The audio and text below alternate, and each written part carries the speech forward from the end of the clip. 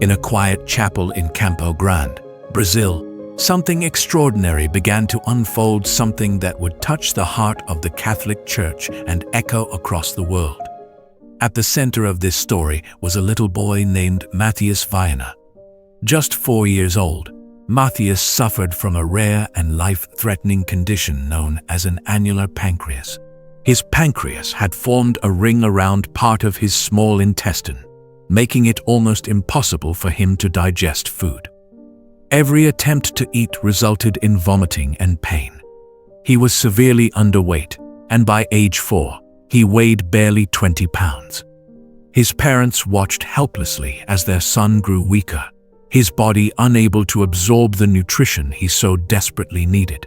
Doctors were concerned. The situation was critical, but surgery was not an option. Matheus was simply too fragile. They couldn't operate without risking his life, and there was no medication that could correct the malformation. The medical path was a dead end. All that was left was prayer. Meanwhile, across the ocean in Italy, the legacy of a young Italian boy named Carlo Acutis was just beginning to awaken hearts around the world. Carlo had passed away from leukemia in 2006 at the age of 15. But in his short life, he had become known for something beautiful and unique. Deeply devoted to the Eucharist, Carlo combined his passion for the Catholic faith with his talent for computers.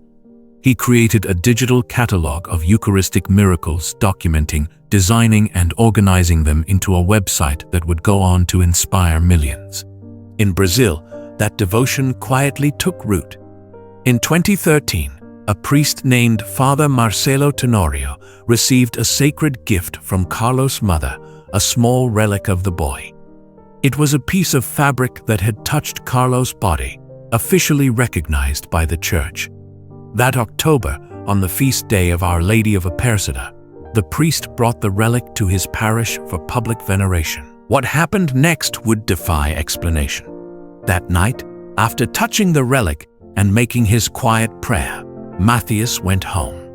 His parents tucked him into bed like they always did, watching over him with love and fear, as they had done so many nights before. They had no reason to expect anything different. But when morning came, everything changed. Matheus woke up and asked for food. Not soup or soft rice. He wanted real food, solid food. His parents froze. For years, even a few bites of bread had sent him into hours of vomiting and pain. But something in their son's voice gave them pause. He seemed calm, stronger. They hesitated, then agreed.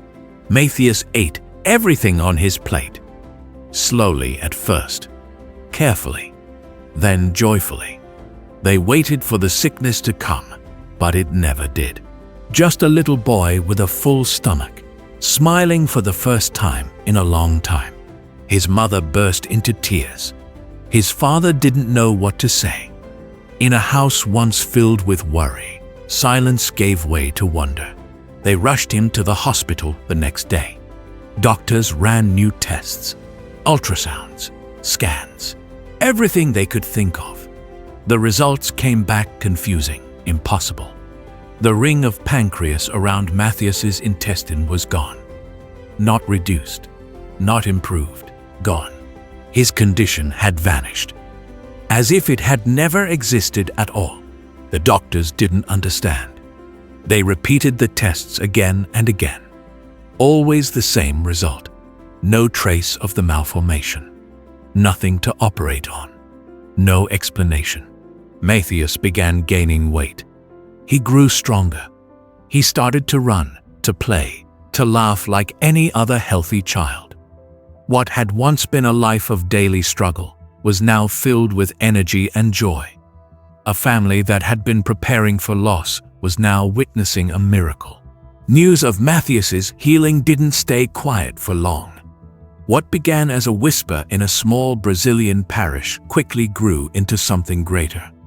People who knew the Vienna family couldn't believe what they were seeing.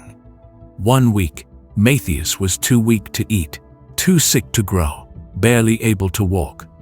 The next, He was running around the church courtyard, smiling, eating freely, and laughing like any healthy little boy. Word spread through the parish, then through the diocese, and soon, Catholics from other parts of Brazil were talking about the little boy who had kissed a relic of Carlo Acutis and walked away healed. But for the Church, a miracle isn't something to be celebrated casually. It must be tested, scrutinized, picked apart. For a healing to be recognized as a miracle by the Vatican, it must meet several strict requirements. First, the illness must be well documented, serious, and considered incurable or untreatable. Second, the healing must be complete, sudden, and permanent. And most importantly, there must be no scientific explanation for what happened. So the Church began to investigate. The postulators for Carlo Acutis's cause, those assigned to gather evidence and present it to the Vatican, contacted the Vienna family and their medical team. Every piece of Matheus's medical history was collected. Ultrasounds, X-rays, lab reports, doctor's notes, everything was sent for analysis. The records clearly showed the diagnosis of annular pancreas, a condition confirmed by multiple specialists. There was no doubt the boy had been extremely ill. And just as clearly, the later scans showed that the condition had disappeared. The Church also looked at the timing. When exactly had the healing occurred? Was it connected to anything that could explain the change? Was there a new medicine? A change in diet? A misdiagnosis?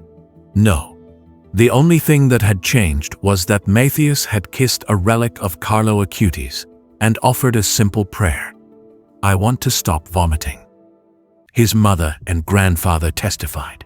So did others who had been present that day. Even Matheus, now old enough to speak clearly, shared what he remembered. The Church's investigators reviewed every detail. The case was then handed over to a panel of doctors, some of whom were not even Catholic. Their job was to assess whether there could be any medical or scientific reason for what had happened. After careful study, the doctors all agreed. There was no explanation. Once the scientific panel gave its approval, the case moved to a group of theologians. Their task was to determine whether the healing could be reasonably connected to prayer through the intercession of Carlo Acutis. The conclusion was yes. Everything lined up. The timing, the nature of the healing, the absence of other causes, and the fact that Carlo's relic had been involved, it all pointed to a miracle. Finally, the case went to the desk of Pope Francis. He had the final say. On February 21st, 2020, the Vatican released the official decree. The healing of Matheus Vienna was declared a miracle. It had been granted by God through the intercession of Carlo Acutis. This miracle opened the way for Carlo to be beatified. The news was met with joy across the world. For the first time, a teenager who had grown up in the age of the internet, who had played soccer, loved video games, and created websites, was being honored by the Church in the same way as the great saints of the past. And behind it all was the quiet story of a small boy in Brazil whose prayer had been answered in a way no one could have imagined. On October 10, 2020, in Assisi, thousands gathered for the Beatification Mass. A large photo of Carlo stood near the altar. Pilgrims came from every corner of the world. And although Matheus was not present in person, his story was there in every heart. His healing had become a symbol not just of a miracle, but of a bridge between the faith of the past and the future of the Church. Years have passed since that unforgettable October day in Brazil. Matheus Vienna, once a sick and fragile little boy, is now living a full and healthy life. He runs, plays, eats what he wants, and goes to school like any other child. There are no signs of the condition that once threatened his life. No medication, no restrictions, nothing but a memory of suffering and the joy of healing that followed. His family still looks at him, sometimes in quiet awe. They remember what he went through. The years of vomiting, the days of hospitals and tests, the fear that became part of their daily life. But they also remember the moment everything changed, the relic, the prayer, the miracle, and they have never forgotten the one they believe God sent to help them, Carlo Acutis. For Matheus's mother, Luciana, the memory is still emotional. She says that while the physical healing was extraordinary, something even deeper happened to their family. A sense of peace entered their home, a lightness, a strength, a kind of invisible grace. It wasn't just that their son was better, it was as if their hearts were being held up by something greater than themselves. They felt that Carlo was walking with them, that his presence was near. Today, Matheus knows his story. He knows that he is the reason Carlo was declared blessed. But he doesn't act proud or important. He's still a boy, curious, cheerful, and down to earth. He plays with his friends. He loves video games, just like Carlo once did. And yet, there is something quiet and strong in him. A kind of humility. He knows that what happened to him was a gift not everyone gets. And he knows that his life has a purpose now to share hope, even if only by living. The family has made it a tradition to return to that same parish each year on the feast of Our Lady of Appasada. They kneel, pray, and give thanks. And when they look at Carlo's photo on the church wall, they smile not because of the miracle itself, but because of the love it revealed. But the story doesn't stop in Brazil. Around the world, the name Carlo Acutis is being spoken more and more. He's often called the first millennial saint, though his canonization is still awaiting a second confirmed miracle. His face now appears in churches, youth events, Catholic websites, and even classrooms. Children who once felt that saints were distant and unreachable now see one who wore sneakers and a hoodie, who loved Pokemon and computer games, and who still managed to live a holy life. Carlo's story has awakened something in the church. For years, many young people felt far from faith. They saw religion as something old and stiff meant for monks and nuns, not for kids like them. But Carlo showed them that holiness isn't about being perfect. It's about being close to Jesus, especially in the Eucharist. He once said, "The Eucharist is my highway to heaven." And he lived that truth, going to daily Mass and praying the Rosary, all while being a normal teenager. His website on Eucharistic miracles has been translated into dozens of languages and displayed in more than 10,000 parishes worldwide. His exhibition travels from country to country, drawing crowds of believers and even skeptics who are stunned by what they learn. Miracles, it turns out, didn't stop centuries ago. They are still happening. And Carlo, even in death, is still showing them to the world. At his beatification in Assisi, the joy was overwhelming. Carlo's body, found incorrupt, was placed in a glass tomb where thousands now come to pray. His smile, frozen in time, seems to say, "Don't be afraid to be holy." The event was streamed across the globe. Teenagers watched on their phones. Entire schools paused classes to show the Mass. Parents held back tears. A modern boy had joined the list of the church's greats, not because he was extraordinary, but because he chose to love God in the middle of an ordinary life. For many people, Carlo has become a quiet companion, someone they talk to when things feel too hard, when loneliness creeps in, when doubt begins to win. They pray to him not because he's powerful, but because he understands. He lived in a world of noise and distraction and still chose the light. And behind it all, still quietly present, is Matheus Vienna.